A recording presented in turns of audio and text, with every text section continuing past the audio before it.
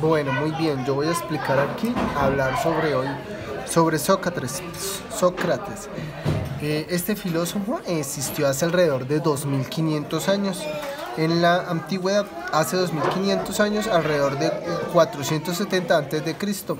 Es decir, que él nació pues en el 470 a.C., vivió 71 años y murió en el 399 a.C., hace alrededor de 2500 años. Nació en Grecia, en Atenas. Sus padres fueron Sofronisco, que fue escultor, y su mamá era partera, se llamaba Fenateres. La parte por así decirlo, del papá y la mamá, pues influyó mucho en Sócrates, ¿no? En sus ocupaciones, porque ellos en cierta medida como que, bueno, el papá dándole forma así a las esculturas y la mamá trayendo bebés, por así decirlo, a este mundo. Entonces era como parir y como en cierta medida crear. Los maestros de Sócrates fueron, por ejemplo, Arquelao y Anaxágoras. Fueron los maestros de Sócrates. Por ejemplo, Arquelao fue discípulo también de Anaxágoras, pero pues Sócrates influenció mucho en ellos dos. Y pues en otros filósofos, ¿no? Pero pues digamos que ellos son los que estuvieron vivos cuando él estuvo. Por ejemplo, Arquelao era muy parecido, con ciertas diferencias, muy parecido a Anaxágoras. Arquelao se parecía mucho a Anaxágoras, pero tenía ciertas diferencias, que creía que solo existían 4 elementos. Ya vamos a ver a Anaxágoras, que tenía cierta diferencia. Él creía en los 4 elementos, es decir, que como por así decirlo, la tierra, el fuego, el agua, el aire, pues creaban las cosas, ¿sí? Él retomó mucho a todo lo que tiene que ver con la parte de Anaximandro. Anaximandro es diferente a Anaxágoras. Anaximandro, de que todo surge del agua. Luego viene lo que es Anaxágoras, que pues también Sócrates tuvo mucha influencia de parte de Anaxágoras, y Anaxágoras vivió en Turquía en 500 a.C. Nos damos cuenta, pues es más antiguo que Sócrates. Él nació en Turquía, Esmirna, en Clazomeneo. Explicó Anaxágoras, ¿no? Explicó eclipses, la respiración de los peces, anatomía en el cerebro, átomos. Fue muy científico Anaxágoras, ¿sí? A diferencia de Sócrates, que ahondó mucho en la parte del intelecto, por así decirlo. Ya vamos a ver. El nous de Anaxágoras era que nous es como cómo es la creación. También a veces hay como el concepto del arjé, pero en este caso sería el nous, que consistía en una fuerza motora infinita y autónoma que da origen al universo. El nous fue adoptado por Aristóteles, es decir, de aquí de Anaxágoras viene lo que es Sócrates. Después de Sócrates viene lo que es Platón, Genofonte, y pues después de Platón ya viene lo que es Aristóteles. Entonces, Aristóteles pues tuvo también una influencia bastante fuerte en Anaxágoras y preparó el camino para el filósofo Demócrito ya posteriormente. Con la teoría atómica, Demócrito pues ya él habla sobre lo que es la teoría atómica. Anaxágoras, todo estaba creado por semillas, espermata, ¿sí? En griego, semillas se dice espermata en griego. Entonces él decía que todo estaba creado, ¿por qué? Por semillitas, es decir, ya tenía más o menos el concepto del átomo. Y bueno, él fue de los maestros más importantes de Sócrates. Sócrates tenía una frase muy famosa, que era que yo solo sé que nada sé. ¿Esta frase de dónde sale? Le preguntaron a la Pitia. La Pitia era como un oráculo, así se le decía a el oráculo de allá de Delfos, en Atenas. Que quién era a la Pitia. Al oráculo le preguntaron quién era el más inteligente, y la Pitia dijo que era Sócrates. En ese momento era el más inteligente, porque él reconocía su ignorancia, reconocía que no sabía. Entonces, ¿qué es lo que pasa? Esta frase la podemos aplicar en que, digamos que cuando uno reconoce que carece de cierto conocimiento, abre su mente. ¿Su mente a qué? A posibles nuevos aprendizajes, teniendo una mente de aprendiz, ¿sí? Dispuesta a aprender, reconociendo que yo solo sé, que nada sé. Es como una de las aplicaciones que podemos hacer hoy en día de su filosofía. Tenía algo muy curioso, datos curiosos, tenía algo que era el daemón. El daemón era un demonio para él. Este demonio era muy particular porque este demonio le decía, era una voz interior, sí, o fuerza, que le decía quién podía llegar a hablar con él, porque era uno de sus métodos más importantes, era la mayéutica. Ahorita vamos a hablar de la mayéutica. De sus métodos más importantes, pues, la mayéutica. Entonces, para aplicar la mayéutica, pues él usaba mucho lo que es la dialéctica, es decir, el diálogo, pero para saber Sócrates con quién iba a hablar, pues le preguntaba muchísimo. Él tenía, ¿no?, una especie como de daemon, entre comillas, como una voz interior. Decía que era como una especie de demonio que le decía a quién estaba dispuesto a platicar con él, a tener ese diálogo, esa dialéctica. También ese demonio le advertía sobre errores, pero no le decía qué hacer, simplemente era como una especie de advertencia. El daemon podría ser una presencia útil u hostil, dependiendo del momento. Él fue maestro ¿de quién? De Platón y Jenofonte. Sus principales aportaciones en las cuestiones filosóficas tienen que ver sobre todo con la mayéutica. La mayéutica viene del griego, arte de parir o dar a luz el conocimiento. Aquí es donde viene la influencia tan fuerte que él tuvo de sus dos papás.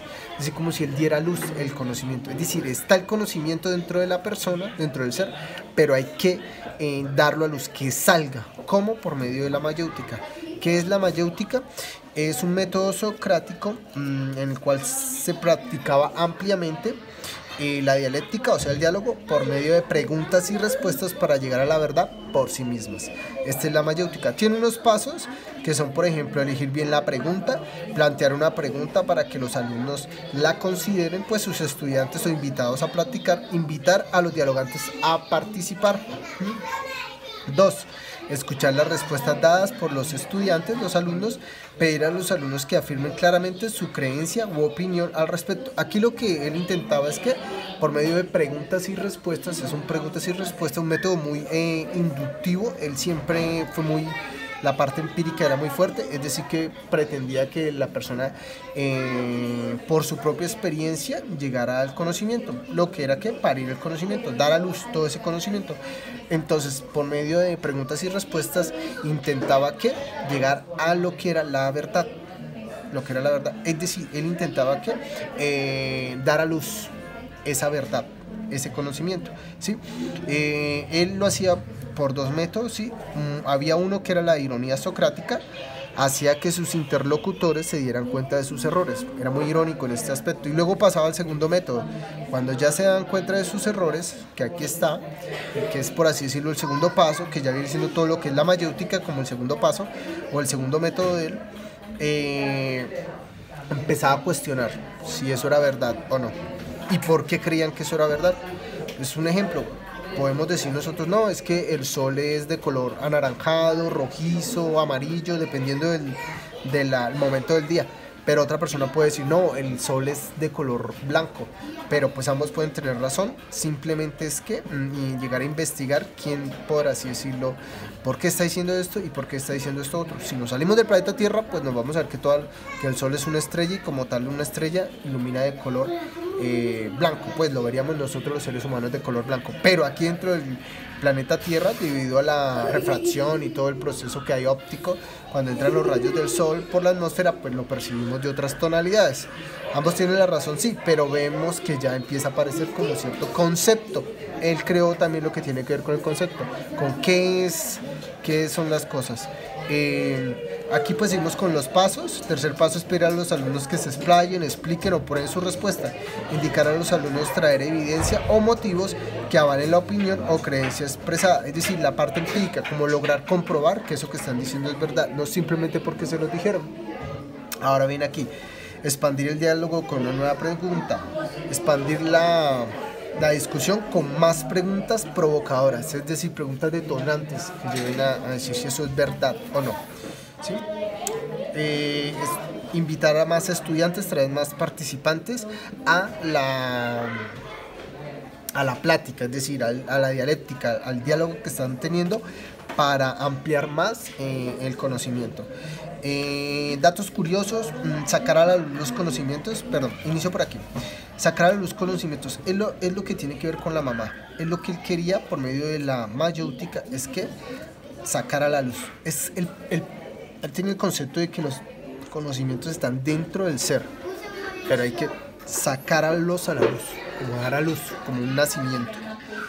Y eso era el método que él quería lograr. Datos curiosos: antes de ser filósofo, fue soldado, increíble.